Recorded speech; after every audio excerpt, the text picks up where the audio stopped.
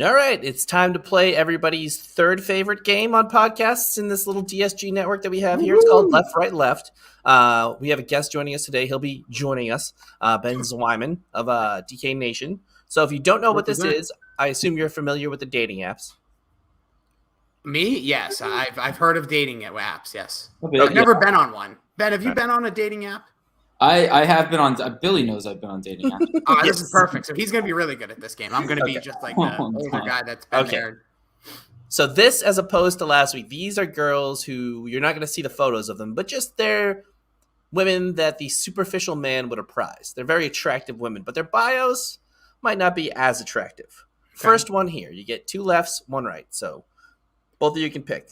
Contestant number 1. If you don't give me attention, I will unmatch with you because mama didn't raise no C word. And I'm not. Whoa. Time out. I'm sorry. Whoa. Did she use the C word or did she write the C word? No, she used the 4-letter C-U-N. stunner. Oh, yeah. Cuts like Rhymes a with bunt. Yep. Whoa. All right. See you next Tuesday. Cut up, not toasted. She didn't raise no C word, and I'm not a pussy. So that's 1. She was attractive, though. Okay. All right. So the next one, don't be afraid to swipe. I like all flavored men.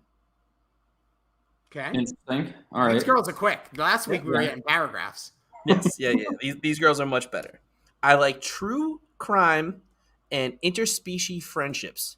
Then it's followed with a unicorn, a peace sign, a black heart, and a link to her OnlyFans. Oh, no. Did you wait? I know we don't know the images. Did you click the OnlyFans just to get a taste? Yeah, I have the link here. I will go afterwards and let you know. Okay. I think I have this app subscribing to some more OnlyFans, but okay. So we get 1 approval and 2 denies. Yep.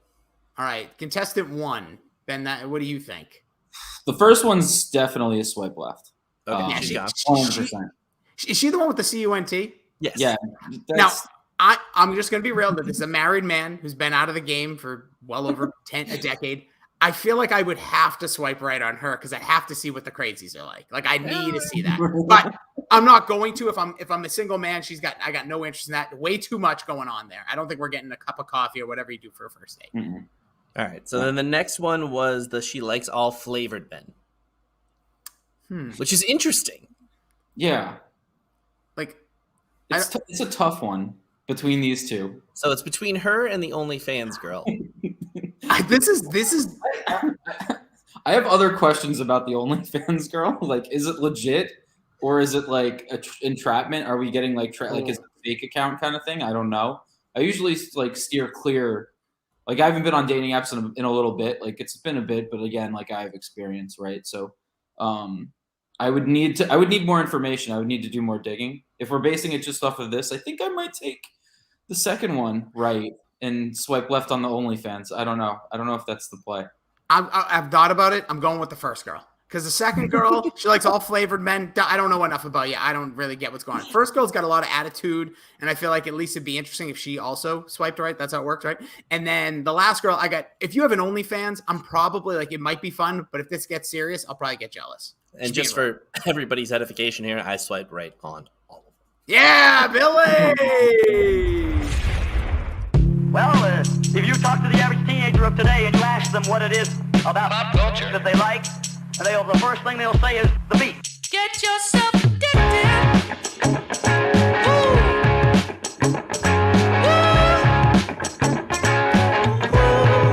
Get yourself addicted. That was awesome.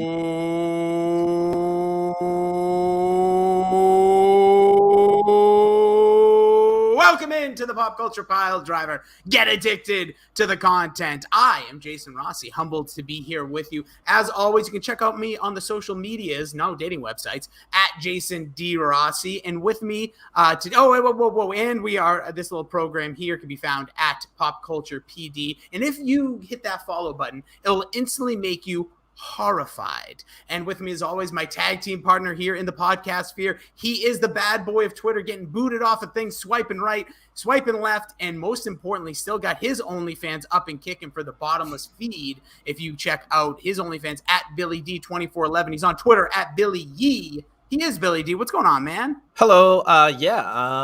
Here to review my favorite horror movie of all time. I don't believe you. But then again, you've got it. That's a short stack, Bill. That's a short stack of horror movies for you.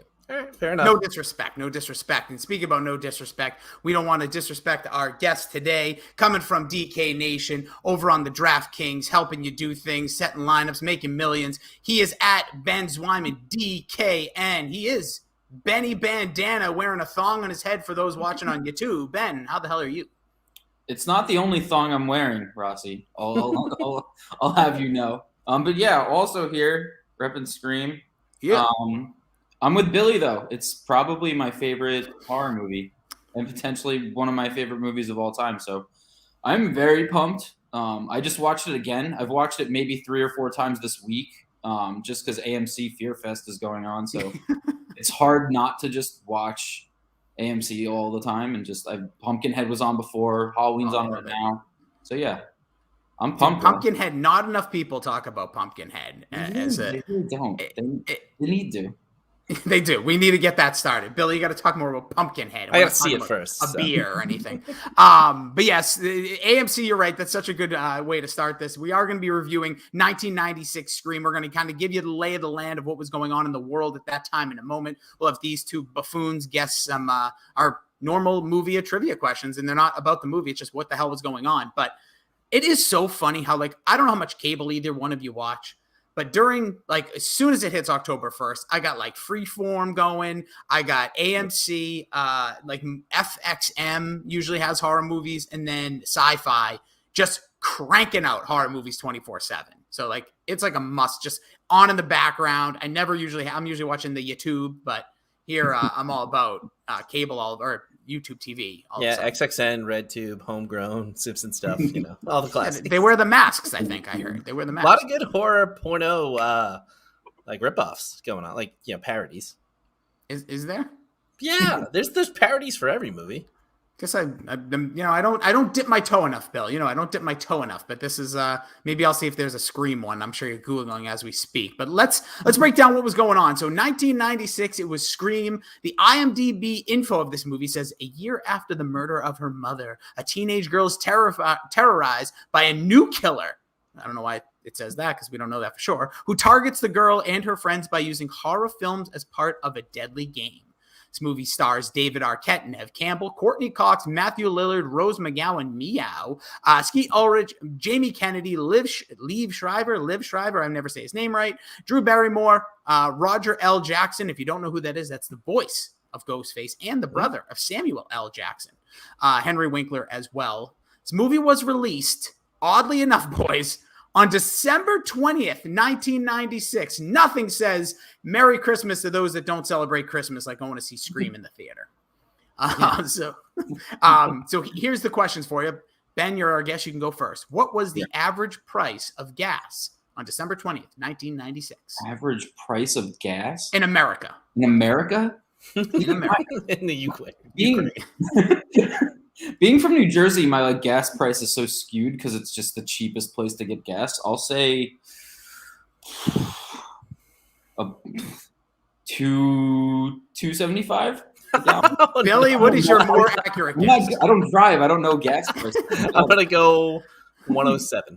Billy is a little bit closer, 152. All right. I don't know if that was holiday bump up, but usually 1996, just so you know, Ben, it was like $1.50, like max. And that's average. But New Jersey, hey, listen, you guys, one of the worst. See, that's what I always forget, average, because I'm a regular guy. Hey, I won't take any New Jersey slander during this. Well, I am a huge Bruce Springsteen fan, so it's all good. Okay. Number one record in the United States. I will give you a hint. Female artist. Does that really help? No. I'm gonna say it's Mariah Carey. Good guess. Then you want to take a stab? 96. Yep. End of the year. Is it a solo artist? Solo artist. Whitney Houston? Both good guesses, both incorrect. Tony Braxton, Unbreak My Heart. Oh, fair enough. Yeah, imagine that. Just ringing in the new year. Just heartbroken. Number one movie was released just 4 days before Scream.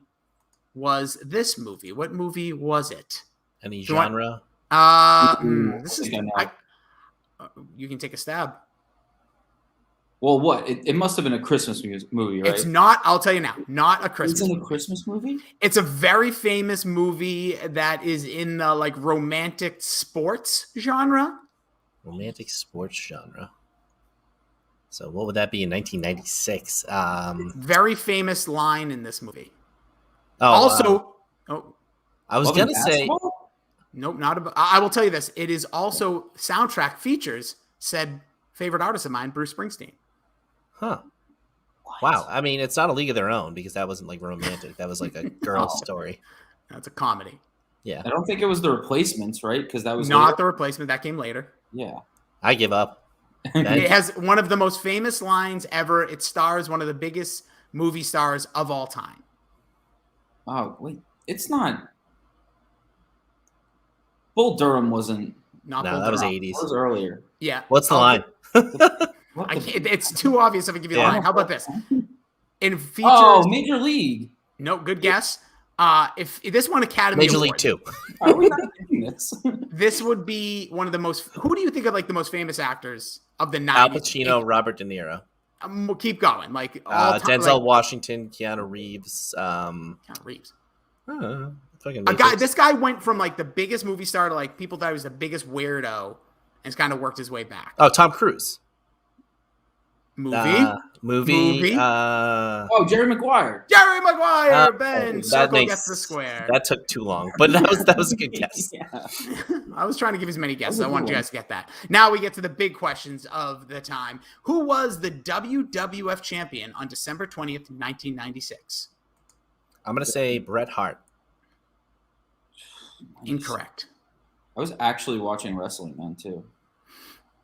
Everybody was watching wrestling then. Come on, Ben. Stone Cold. No, pre Stone Cold. This would have been Sid Vicious, who beat Shawn Michaels at Survivor Series. I was gonna say 96. Shawn Michaels actually too. It had to be one of the two. And well, who was Ben- the WCW champion? Ben, you Don't wanna overthink guess? it. Don't overthink it. It's one of two guys then. It's Oh. it's one of one guy. Ric Flair. No, not Rick. Sorry, one of two guys. If it's not Ric Flair, he was a WCW champion in 1996, the biggest year of that. Hollywood Hulk Hogan. Bingo. There you go. If it isn't Hogan, it really in that era it was nobody. IMDb rates this movie 7.3 out of 10. Rotten Tomatoes. Ben, listen to this. Both 79% user and critic. I never see that on Rotten Tomato. Metacritic 65 out of 100. Google gave it an 81%.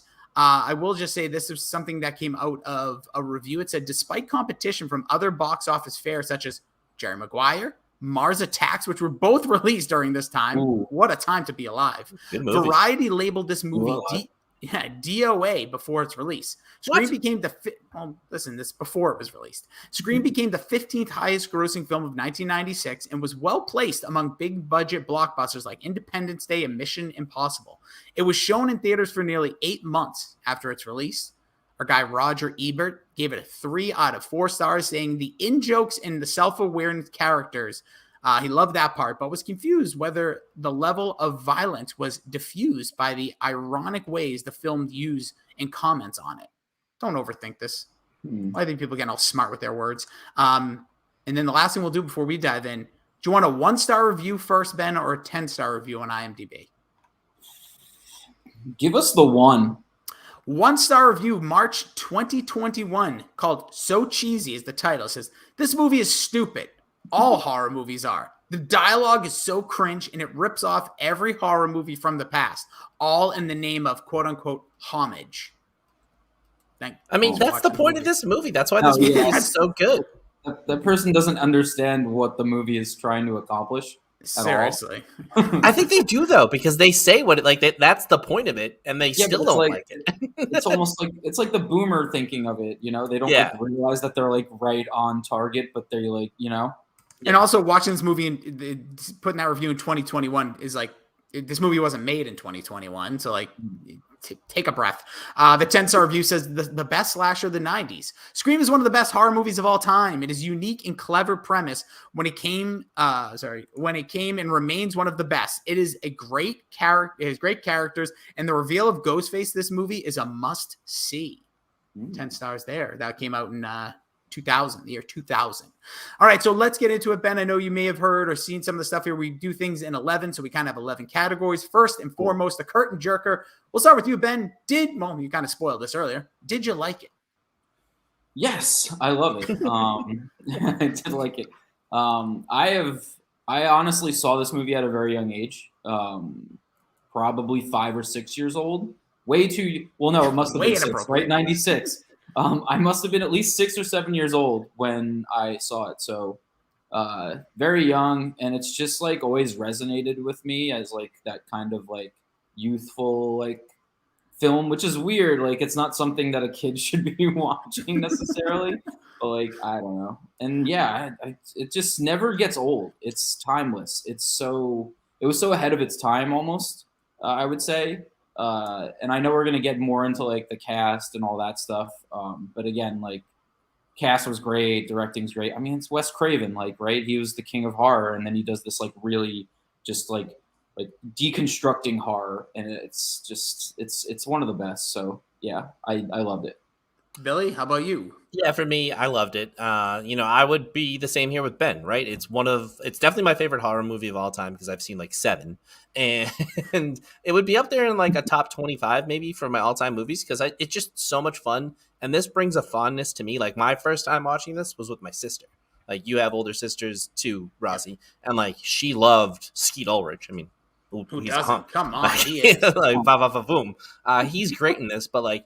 It is just such a piece. To me, it's a piece of Americana because it's just like it defines like the 90s. And I'll add a new category. Side note to like what we're doing here: the wardrobing in this stuff is just beautiful for the 1996 vibe. I love every second of it.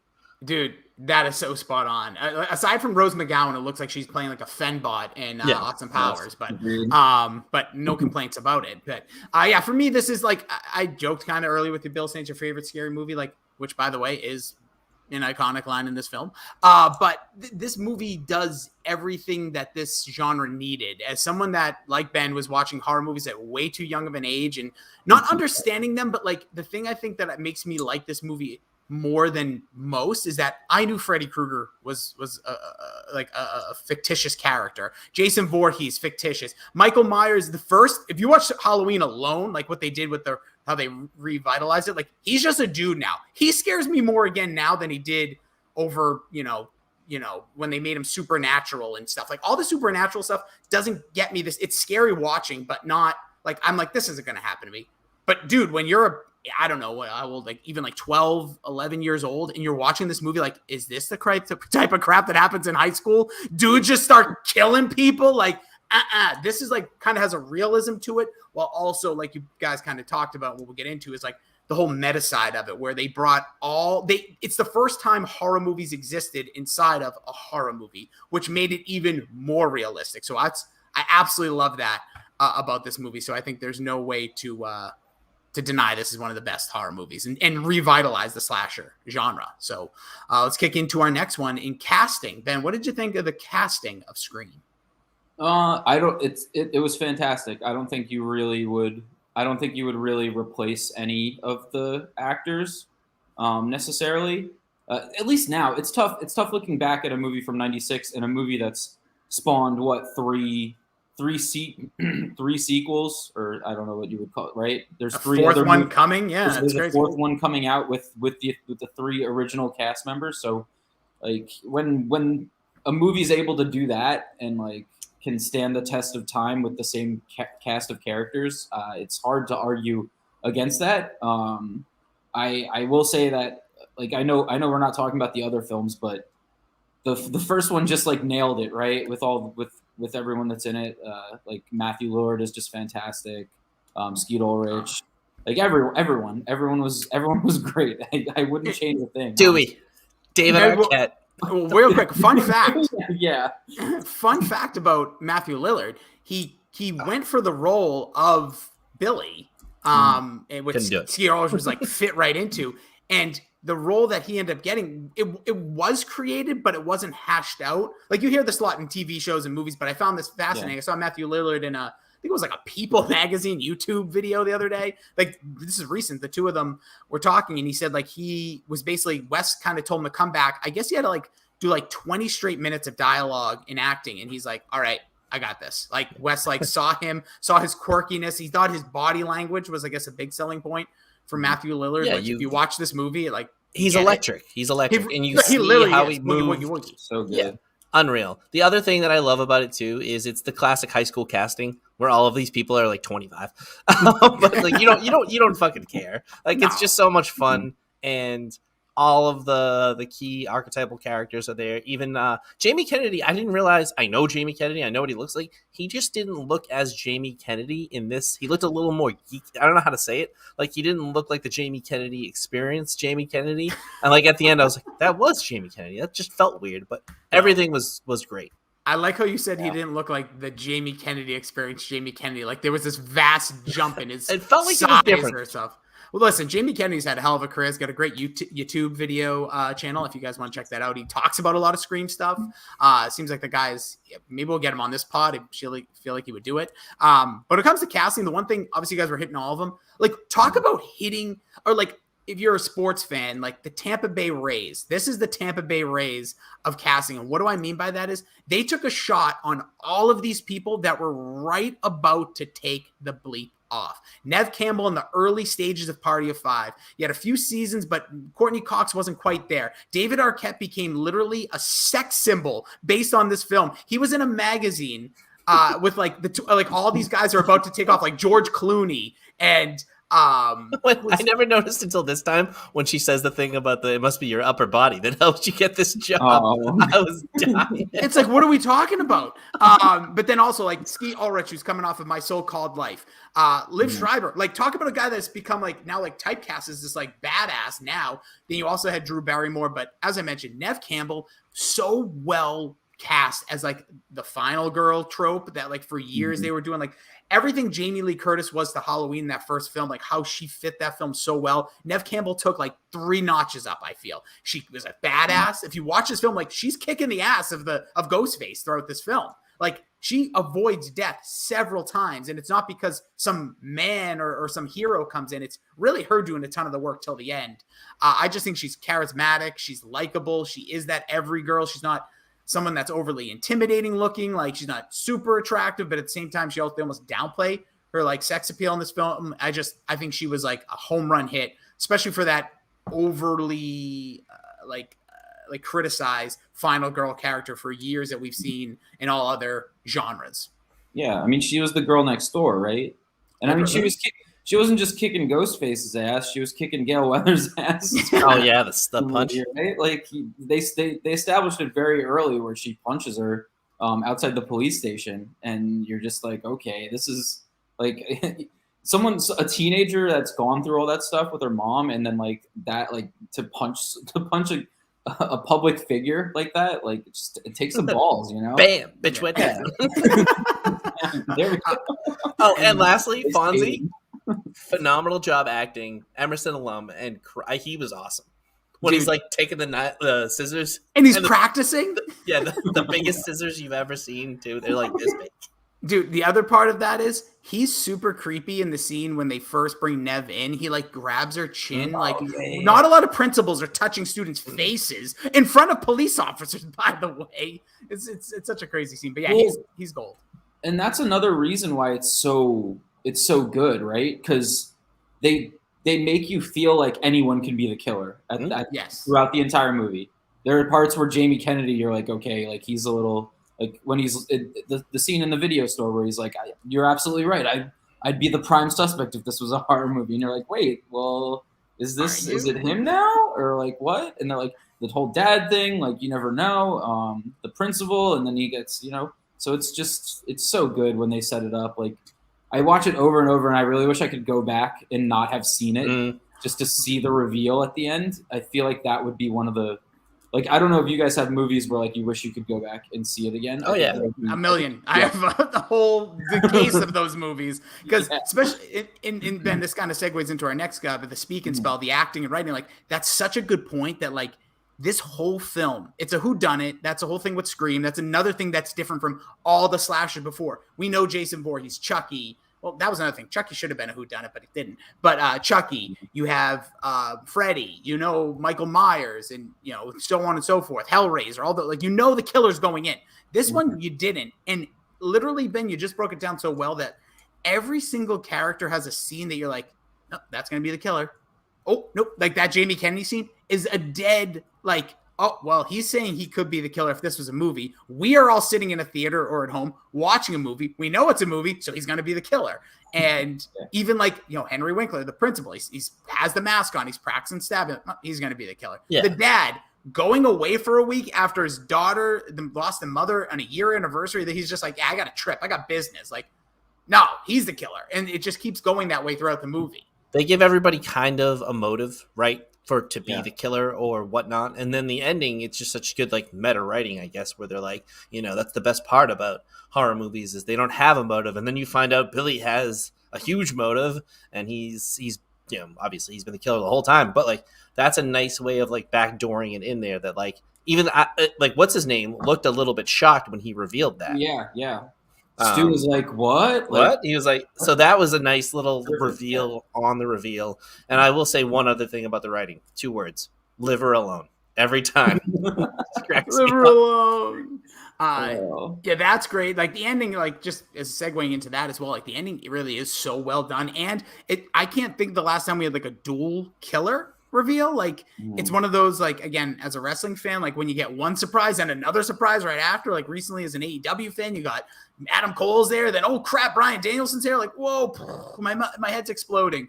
You got that in Scream, and the way they did it and the way they told the story, and then watching it back, and I'm gonna pick on 2 scenes in this movie, and that's really the only real issues I have, but watching it back, you're like, oh, maybe that had to be, oh, that's Stu. Oh, wait, that one's Billy. Okay. You start to piece together who did what or how, especially that first scene. It's almost how is there one, the boyfriend wasn't there. And then next thing you know, the boyfriend is there. Then the boyfriend's intact and his guts are on the floor. You're like, how is this happening? And then somebody's in with Nev in the scene with Sydney, somebody's in the house, but somebody's calling. It makes sense when you watch it. But the only 2 scenes, I don't know if you guys picked up on this, still make no sense. And when I rewatched it, there's the part where Ghostface is in the supermarket. I just didn't like that. That was weird. That was just that's just Kevin Williamson and Wes Craven. Hats off, amazing job. But they should have. Whoever edited that should have cut that scene because it was so unnecessary. Yeah. Hey, what's going on? I'm a killer in here. Everybody in the city is looking for this thing, and he's just getting a Monster Energy drink. It's okay, and then the scene when he's in the woods. Even though that one I could kind of understand because probably he was potentially going to be going for murder. But it's just in the afternoon after they have to talk on the porch. They're on the porch and then the camera but it's just so that's for the movie and that's where there's just those are just little nitpicks but it gets me when I watch. I'm like, no, that the one in the supermarket makes no sense. It's just campy, right? Yeah, it's super campy. And then in the other one, real quick, the bathroom scene, which. I want to just call it I don't know who that cheerleader was. It's probably one of the most underrated scenes and lines in the entire movie. When she's in the stall hiding and the cheerleader's just ripping her apart and her mom and the Ricky Lake stuff. I thought that was fantastic. Yeah, I forgot about that. And then and the guy coming down in there. And then they leave and then he's just there. He's been in the bathroom this entire time, and for some reason. She runs out and doesn't just close the door and go run and get someone and be like, hey, there's the killer's in there. And then there's cops and everyone outside the school. I don't know. That scene was a little okay, in real life, he's probably getting caught. Oh, yeah. They lock the school down or something and he can't get out. I don't know. What is he just squatting on that toilet, just waiting? Maybe Sydney will come in here. Maybe she'll be alone. How would you ever know who's in a bathroom when you're squatting on a toilet waiting? How would you know who it is without hearing their voice? Most people don't walk in a bathroom. I don't know about you, Ben, with your thong on your head. If you just walk in a bathroom, woohoo, hey, it's me, Ben. I'm going to take a pee. That was so ridiculous. And another scene that I've always laughed at, always angered me because she should have got away, was when Tatum's death makes no sense. I'm sorry. You're not getting your body, as lean and as thin as she is, your body's not getting lifted in a garage door, in a dog door, and then smushed, which, by the way, great plastic crap there. Yeah. But, her head gets smushed. And, again, Nobody in that party. That's the worst Well, part. the music was loud. The music was loud. Yeah, it Bull was crap. There's electrical shocks going on. Like Yeah. something would blink. No, I agree. But you need And to the get- dude just opens a door, by the way, in full garb, opens the door, walks into the party. Yeah, but somebody could have brought it to the party that night. Like they kind of set that up too with the people running down the hallway. My last thing here on the writing, and like it's not even so much writing, but it's like set design. When they like go to the parents' room to have a talk on the bed, that's a twin fucking bed, by the way. Like Yeah, I've no, always that's gonna get it noticed that. Like, Is what are you it? doing? Yeah, it's a twin bed. At least in the initial shot, it's a twin bed. A little Jeez. advice, Bill, for you. Next rendezvous, we'll just say on the late night with a 2:00 a.m. lady, twin bed. No, No room for mistakes. No room for mistakes. You know what the key thing is? If you have more than one pillow, hide it. What? Just What? be like, you can't stay Oh. over. I only have one pillow. Oh, Oh, well, you're talking about booting them out. I'm talking about getting the action done. Oh, okay. I'm talking about where there's too much room on the bed.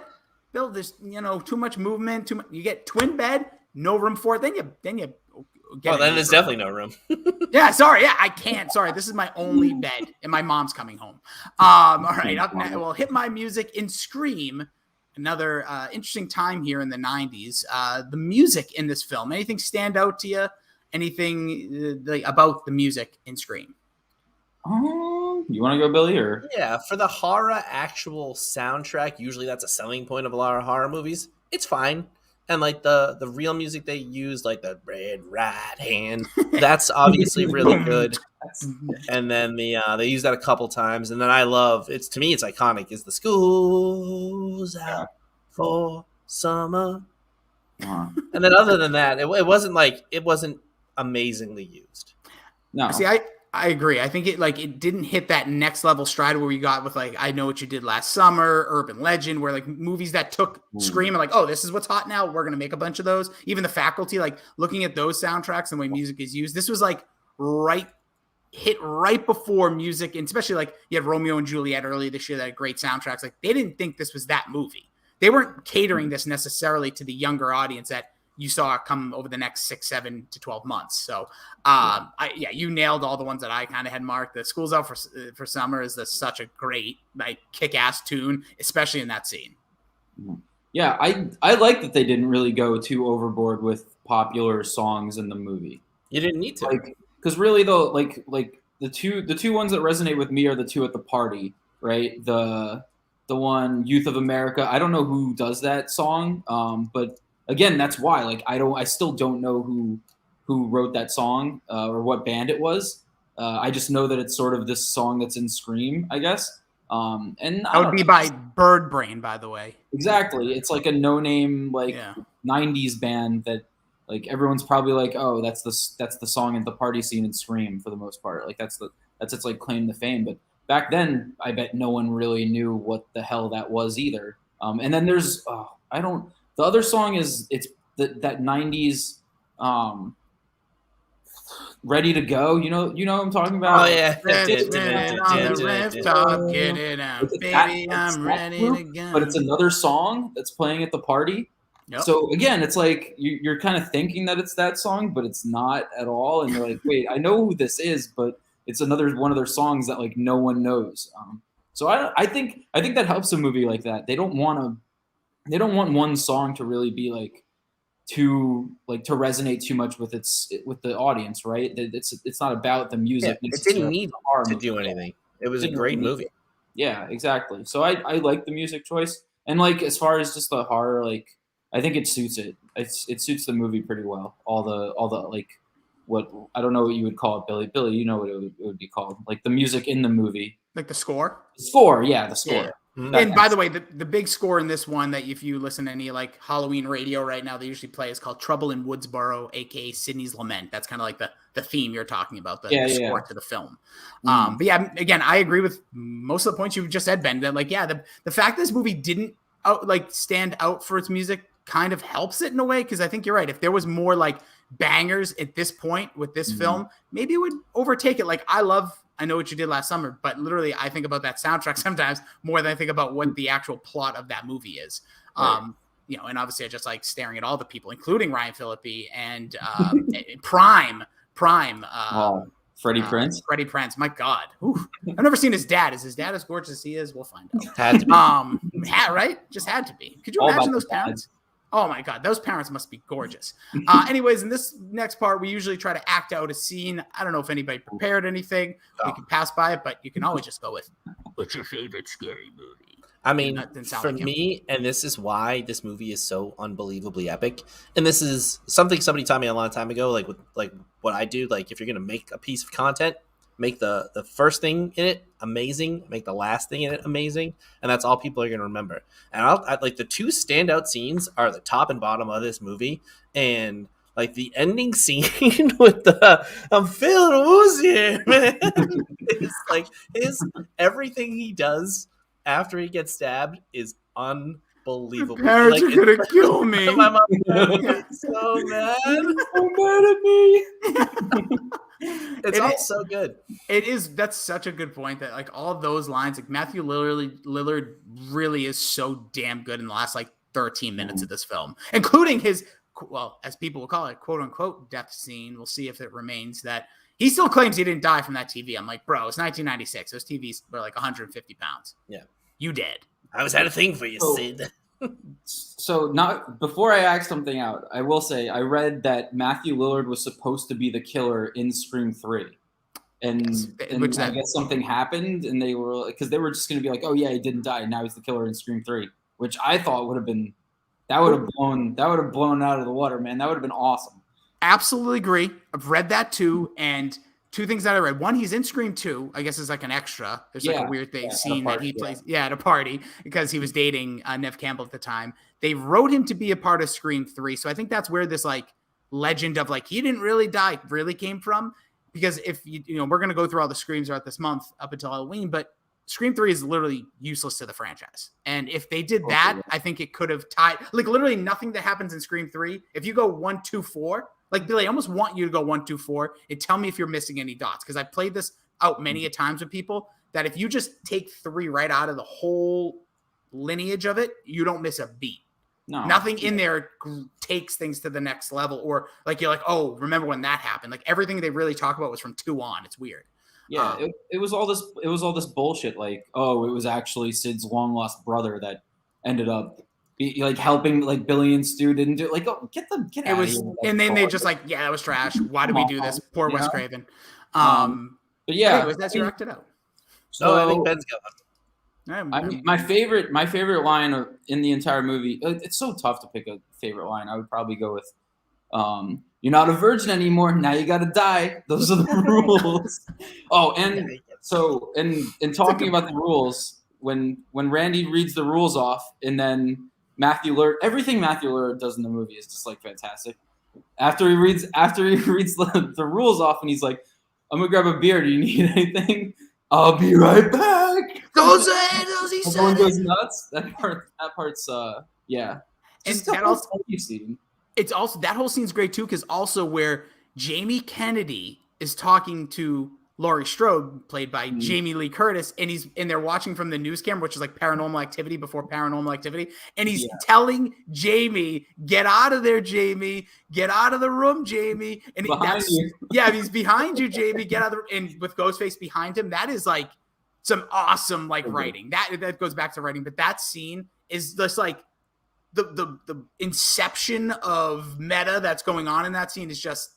It's incredible. Great. It's incredible. And I love Jamie Kennedy. I've actually seen him many times doing stand-up because when he was dating Jennifer Love Hewitt, there was allegedly rumors that she was going on tour with him. That did not happen. I did not meet her, and I met him after and paid money, and I don't know why. Anyways, all right. So then the legacy of this film. What is the legacy of Scream? Bill, we can start with you. I think for me, outside of the 2 top and bottom scenes, it's got to be the mask, right? I mean, that's like, you think of Scream, you think of the Ghostface mask, and that's it. Yes, you know, there's a one of the like tropes of this movie that originally the not set director, the costume designer, it was all white. I don't know if you guys have heard this. So originally it was gonna be all white, but there's been images out there like people photoshopping, but like if you took that mask with all white around it, all that stands out are the eyes. So it almost looks like an old school ghost, like in like Halloween when he's like coming around just like that. Like that's what they were going for. Then somebody stepped in, I forget the name, I'm not giving any credit properly. You can Google it. Some female set designer that was like watching it kind of be made. She's like, let's put this against this dark like setting. And it's like the white almost pops too much. And then she said, what if we went dark with it? And then once they put the black like cape over it, they're like, wow. And like the mask, like almost 3D, like comes at you. Yeah, and it's like more terrifying. Yeah. That's way better. Yeah. And the other thing about the mask, Bill, that like we've talked about this on this pod, like I once dressed up as that mask in 1993. Like that mask had been around. It just didn't have like, it was just generic ghost. And it was like silly. I think it was called like Silly Ghost or something.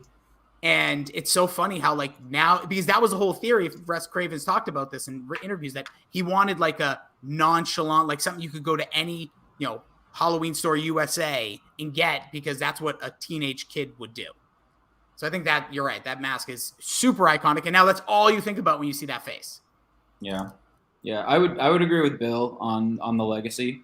I don't know. I still think it's one of the most unique horror movies ever. Right? It's timeless. It's so unique. The writing is just so good. Like Sidney Prescott, I don't know, like that. I mean, that's another thing too. Like her character has carried on. Yeah. Oh yeah. Yeah. Like I said before, the legacy is that they're making a 5th movie. Then how many years later? It'll be 20, almost over 25 years. Yeah. It'll be over 25 years when it's they're released. making a new movie, and I doubt it'll be the last time we see them do this. So, and I doubt it'll be bad. That's kind of the legacy, right? Wait, what? I doubt it'll be bad. I think it'll be good.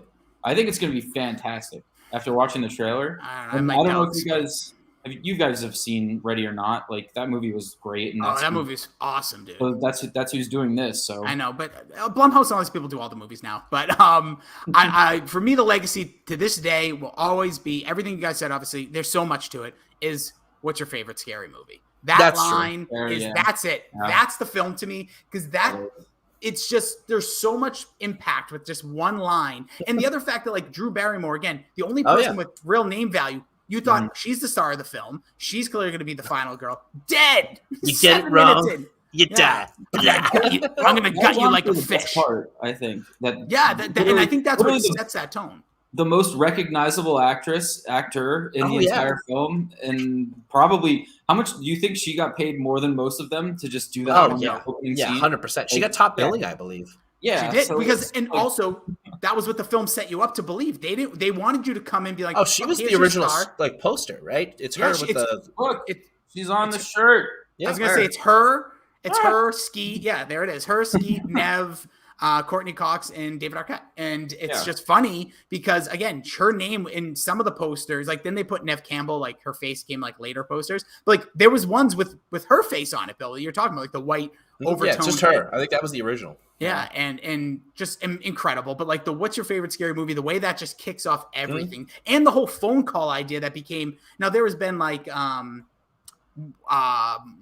Black Christmas was kind of in the same theory with like a phone call from the house kind of stuff. But this took that and like talked about it and like talked about horror. There's so many things. But to me, what's your favorite scary movie? Because I don't think I made it through. I don't know what grade I was in, like 6th or 7th grade, without saying that like 9,000 times. Yeah, I think you nailed it with the line. And I guess our last category before we throw anything else out there is the Then Now Forever. Ben, does this movie stand the test of time? Yeah, I feel like I've said it a lot throughout the pod so far, but yeah, it 100% stands the test of time. I think 20 years from now, when all three of us get on for the 45th anniversary of Scream, when they're making Scream fucking 15 or whatever, we're gonna get on here and say, oh yep, movie's still timeless. So yeah, I think it 100% stands the test of time.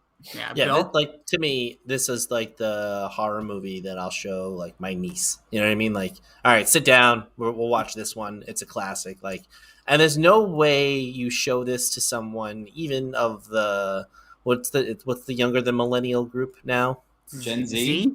Gen Zers, like they'll even appreciate this because it's a little smart ass. It's just got. There wasn't a boring moment in the whole thing. Like it is from start to finish. entertaining. It's a 2-hour movie that feels like an hour and a half. Oh, and that's rare. This movie boots. It has great pacing. I think that's another reason that I think we all like this. Like, there's not that like, oh, here comes that part. Like if you're watching it on DVD years ago, fast forward. If you're watching it now on Netflix or whatever, like, I'll just move forward this 10 minutes. Like, you don't have that in this movie. It just keeps kicking ass throughout, and I think that's so important. And again, that's a credit to the actors, the writers, like everything about it. Like, you liked every character, you want to see every scene with them. So there really was like there was not a missable scene in the whole film, or like that, like, oh, I hate this part. No, it's like all of it ties in really well and makes sense. And again, the only thing I would say for your Gen Zers out there, it's just really fun, even millennials, it's really funny to hear the police say cellular phones throughout this movie. And the fact that when she can't call the police, she goes to her internet dial-up service to get the cops, and that gets them there quicker than any phone call in the entire film. Watch that scene again. She types in help 911. Dewey's there within 4 minutes. Every other time she's like paging the police at the last scene. They don't show up till dawn the next morning. Take that. They live in the middle of nowhere. Like, oh yeah. Another quick underrated thing before we get to the pull apart, just an extra one here. When they're doing the back and forth with the smoking and then Dewey eating the ice cream, that was fucking great. That killed me. It's great. The movie is great. Yeah, pull apart. Anything else we missed here, Ben, or any other things you want said? Not really. I think we nailed everything. I don't think we talked enough about the opening scene, but I mean, like, do you really need to talk about one of the greatest opening scenes to a movie ever? I don't think so. That's really all that needs to be said, I feel like. Seen it so much. It's so impactful, you're right. And the only thing I wanted to mention is just that, like, this movie originally, and like till the point of like, I think it was like right before they went to post-production, was called Scary Movie. And they didn't call it Scream until this, the scene we've been talking about the whole time, the end and the beginning. Yeah. Matthew literally says, "It's a scream." Yeah. That literally changed the title of the film. And that's good. One of the editors saw it and said, "What if we go this way?" And I guess the last 3 titles of the film was Scream, Stabbed, and Scary Movie. And well, isn't Stab the, like, I don't know much, but isn't Stab the movie that they make in Scream 2? Yeah, is the movie about Scream within the film, and Scary Movie then became obviously the parody movies that made more money than all the Screams combined, because those things were just printing freaking money. Those first 2 are amazing. But and the last thing for me in the pull apart here, the relationship between the camera woman and the camera guy, that's not like they all love their camera guys. Like, no one treats them like that. Also, he must have had the biggest head in the world, because when I wear a backwards hat, I usually wear it on like the last 2 notches. He was literally wearing it on the last single one. So he must have the biggest dome ever. That dude, also, like, another thing about that's worthy of mentioning, how Ghostface did the most unrealistic, dumb things with bodies. Like, even Drew Barrymore in the beginning, like, hangs her somehow in like 13 seconds. Why? I don't know. And the cameraman you're talking about kills him as he opens the door. And then gets him on top. Throws him on top of the thing. Just cuz. Like, just cuz. Sure. It's like, oh, I can lift. That guy had to probably be 290 pounds. I'm just going to show I can throw this up on top of it. Like, just stupid things they did with bodies just to do it. And even they said, like, the principal, they hang them from goalposts. Yeah. What? And then all the best that would have created another dynamic in the movie if they had done like a very, very short scene where that, like, stringing them up. Get him up there. Get up. Like, that's incredible. And also, just one last thing I wanted to mention is that when Billy comes into the room with Sydney and she's like kind of questioning him, then the cell phone comes out of his actual like pants. Like, that's real. Like, that he made a mistake. Like, he should have been caught, but got the alibi out of there. Like, that's such an interesting scene for when you realize the ending, that like that was the scene where they actually gave it away. Like, there's your killer, by the way. The 2 of them, they gave it away, right? Because she's typing to the police or whatever, and then the killer runs away really quick, and then Billy pops in the window like almost immediately, right? Yeah. So there's like, in her head, there's no way that the killer's Billy, right? So it has to be someone else, but that's when you're like, okay, maybe it's 2 people. Before we give our rating, I want to ask you guys, when you first watched it, and if you could go back, who would be your killer? Who did you think it was when you first watched, if you remember? Or early watches. I probably would have said the dad. Like if I was to watch this with an earnest eye back then, I would have been like, yeah, it's probably the dad. I always thought it was Dewey. For some reason, I'm like, innocent guy, likable. You know, he's gonna be the killer. Like that's what you saw a lot in those weird '90s films before this. I couldn't tell you. I was so young. Yeah, you were When 6. I watched it, like I was like 6 or 7 when I first watched it, so it's hard to remember. It's in between Barney and Sesame Street. He's like, let me watch Scream. Exactly. It's very difficult to recall, but if you were to go back though, and I know Ben, you said like you wish you could see this for the first time. If you had to redo the killer, and you couldn't use Billy and Stu, just for argument's sake, who would your twist killer be? Tatum, I think, would have been a good one. The best friend. That would be, that's she's kind of a bitch. That's kind of what they did in Urban Legend too. And Tatum throughout the movie is always like sucking up to Sydney like the entire time, like, oh, you're so cool, oh, you're awesome, like blah blah blah. Like I could have saw some sort of angle they could have taken where it ends up being her. She also does kind of go, well, your mom was just like banging a bunch of dudes. She's like, your mom was a slut, basically. That's what she said. She basically said it. She was no Sharon Stone. Yeah. Such a good line. For me, I always went if I could redo it, I would have still made Cotton Wary guilty.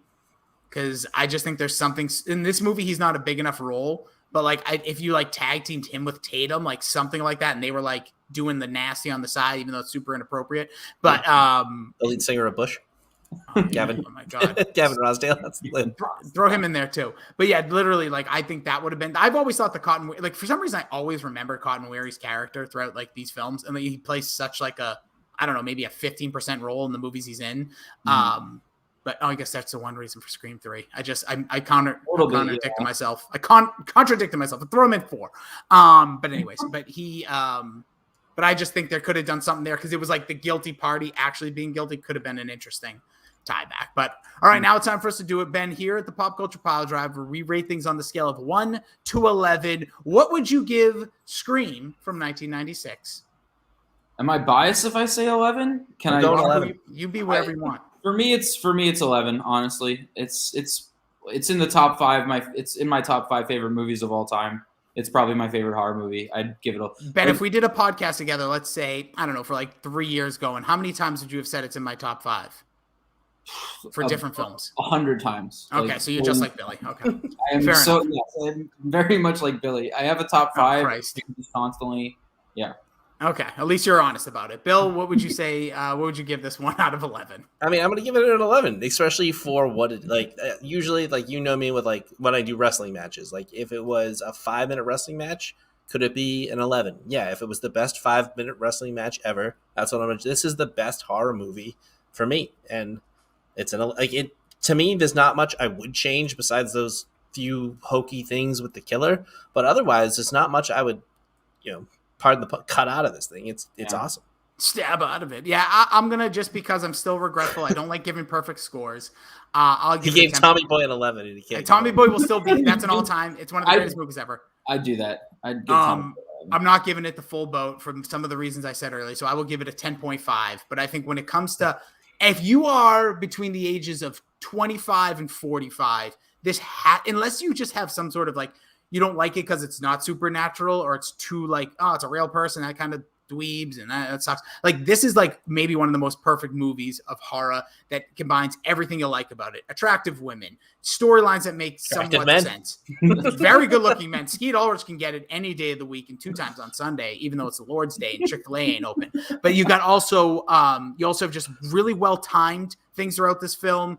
Everything about, I think it really does have every element of what can be a perfect movie. And the reason I think it also is that is because they didn't try to make it a perfect movie. They just made a movie that they wanted to make. And I think what you saw for the next 4 films like this, so we talked about the Urban Legends. I Know What You Did Last Summer, is they tried to do something, and I don't think they hit it, where this one didn't do that. And I think this and Scream 2, which Bill will be getting to, are like really well done. Then we get a little off the rails. And that's why I don't have as much faith jumping into 5 as you both do, but I'm also open-minded to see what we'll get. So technically this would be like a 10.8 out of 11 combined from all of us. And I think we did a hell of a job here. Make sure, if you haven't already, subscribe to this podcast wherever you find your podcast. You can tell Alexa to listen to it. I didn't even give the plug earlier. You can listen to this wherever, literally all sorts of podcasts. We're huge in India right now, Bill. I've been seeing the listens in that Indian podcast outlet, which I should probably see. It is called Ghana. Ghana is a podcast app in India. We are on Boomplay, which is another different country. Deezer, iHeartRadio, Odyssey, Google Podcast, Player FM, Apple Podcasts, which you can leave a 5-star review, which would do us wonders. Amazon Music and Audible, you can listen to us. Spotify and the YouTube. And again, you could tell Alexa to listen to it as well. Ben, I think you did a hell of a job. Billy texted me the other day. I questioned your existence on this planet. Now I'm questioning my judgment. You can be found at Ben Zweiman, DKN. Before we get out of here, let's talk about some of the other things that are going on in the DSG. This week in Shared universe. All right, so I think everybody did What If. We talked about What If, a Marvel What If podcast, basically, right? Was that everybody? I know Dork did. I think they did an exit survey and changed my mind. And Yep. I think Mac and Goo did a movie from the 80s. Which one was it, Bill? I forget. No, I think they re-released something. I'm pretty sure because I just listened to them. Bill, we got a running joke here. You just Yeah, fuck. They did Aliens, the 1989 classic Aliens. Okay. Yeah, you got to check that one out, Ben. Mac and Goo. It's a podcast. I thought you meant you need to check out Aliens. Like I hadn't seen Aliens. Dude, you should check out Aliens. Did you not hear what Sigourney Weaver did in that movie? No, well, that too. But Demi Lovato, have you heard what she said recently? Oh, yeah, that's ridiculous. Don't call them. What is it? Don't call yeah, aliens because yeah. it's disrespectful to extraterrestrials. Oh, She's God. also the same person who they said, "What's your favorite dish?" And she said, "I prefer a mug." Like, But if you do have time, just listen to what is it? Cool for the Summer. That's a jam. Demi Oh, It's a Lovato. jam. It's a That jam. song kicks ass. And if you are the few people that listen to this podcast that have anything to do with radio, and you have a 45-second audio clip coming out of a bumper, that's the number one recommended comeback from a clip from a commercial song, because it's 45 seconds, then it kicks in. It's amazing. But she's bat poop cuckoo.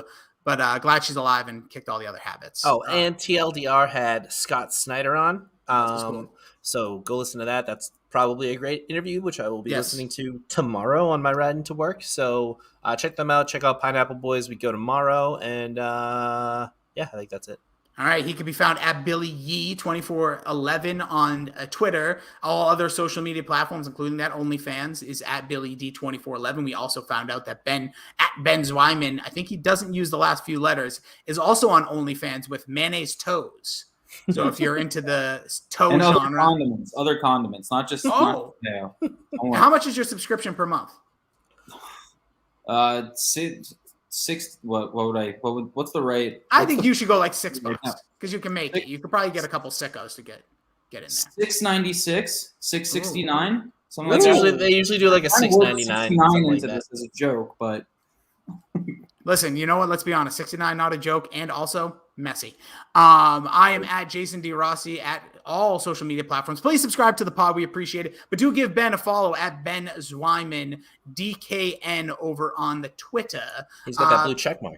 Oh, he's I do. checked. He's got I'm the verified. DK. He's got that DK bucks behind him saying, Ben, you want to be verified? Hold on, let me get your socials in here and send it. That's what happens. There's some social media nerd out there that like basically checks everybody, and companies I worked for in the past told me no.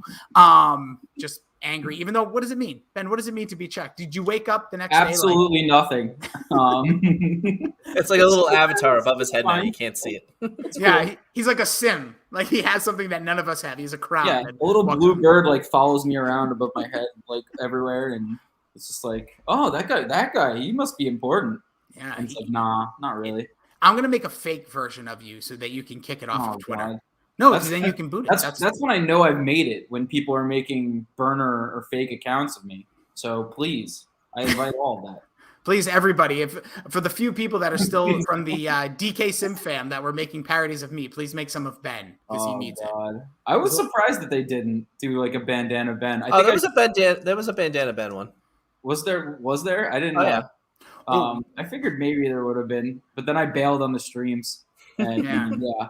Well, thank you for that, for the time that it It was. opened it up for Rossi. My rent really, my mortgage helped. But one thing about that, you know what's funny, and you guys probably have like media contacts throughout your phones and whatnot. Do you ever get notified basically when there's a burner that's added to Twitter? Because you get like contact you may know is like on Twitter, and it's like it would just be something like generic, like Steve W. Fortix, and then 9,000 numbers. You ever get those on your Twitter? Oh no, that's probably me. No, well, maybe it is Bill, but I'm telling you, as someone, Billy's the one doing it. Well, because I do it to vote on polls. he should be doing it. But it basically, I get probably once a week, I get a notification on Twitter that it's one of your contacts from my cell phone is created a Twitter account, but it's just a dummy account. So I'm like, oh, dude, it's a burner. And I'm not saying I have huge names on my phone, but I have people that in the industry or sports players or musicians. I'm like, I bet you some of these are just them having dummy accounts. We saw what Kevin Durant did. He got exposed. I'm sure many people are doing it. It's true. Bill, it's totally Bill. He's been super quiet since it's happened. That's true. For me, when we have a poll that I'm losing, I 100% go do it. I knew you were that guy. I knew you're that guy. He is, again, check out the pod. We're going to be doing this all month long. Again, we will be back with Scream 2. We'll have a Scream 3. We'll have a Scream 4. And then we will have what we want from Scream 5. And Ben, you passed the very, very accomplished and difficult task of me not being like, this was dumb. So I think we should have you back for that, what we expect in Scream 5 pod, because I think that we're just going to do a big round table of dudes. I have so many thoughts just based off the trailer. Yep. And I've watched it a bunch of times and I'm just trying to pick it apart still. So yeah, I'm 100% down for something like that. All right. We'll get you in for that one. Billy, any fine words for the fine folks before we get out of here? Slap it on the biscuit. Frank says hi.